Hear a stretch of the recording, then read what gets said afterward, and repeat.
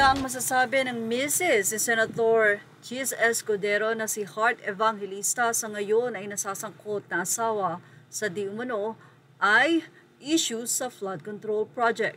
Paano nga ba nasangkot ang senador? Ginigisa ngayon sa Senado ang Department of Public Works and Highways. Ito na rin ay dahil sa mga napakalalaking pera na nadispalko sa mga biddings o sa mga inagrihan nilang mga contractors. At sa inilabas ng Pangulo na 15 constructor na nakatanggap ng malalaking pera sa DPWH ay ang Centerways Construction and Development Incorporated. Nakatanggap sila ng 5 bilyong piso mahigit. Ayon sa naging update, ang nasabing may-ari ng construction na ito ay kaibigan at kababata ni Senator Chis Escudero. Ang kumpanya ay pagmamay-ari ni Lawrence Chi Lebuano kung saan ay naghayag o nagbigay ng kanyang suporta noong 2022 election kay Senator Chis Escudero na nagbigay daw o nagdonate ng 30 million para sa campaign ni Senator Chis Escudero. Naghayag naman ang Centerways Construction and Development Incorporated ng kanilang pahayag.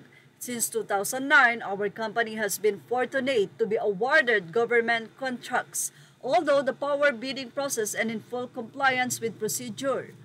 We work to ensure that every project we handle meets the standards and specifications set by the government. Anila, all our transactions are above board, transparent, and completed on time. Single complaint nor case has been brought against us involving any of our, wala nga po daw complaint. Yan ang naging pahayag ng Centerways. Kabilantunaan sa kanilang naging pahayag ay may mga palpak at mga issues sa kanilang nga pong flood control projects.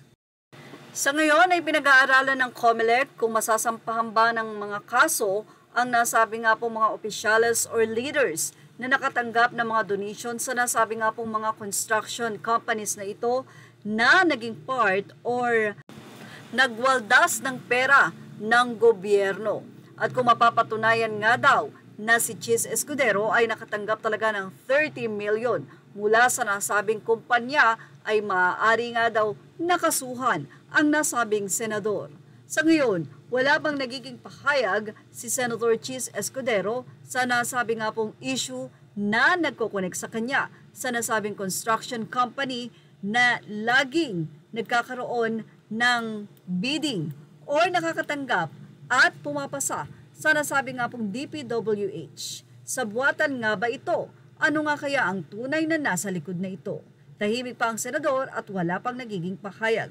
At isa nga ba si Senator Chis Escudero sa ngayon ay iimbestigahan? Well, tumutok lang po for more update. Thank you for watching. Images are all credit to the rightful owners. Please like, share, and subscribe.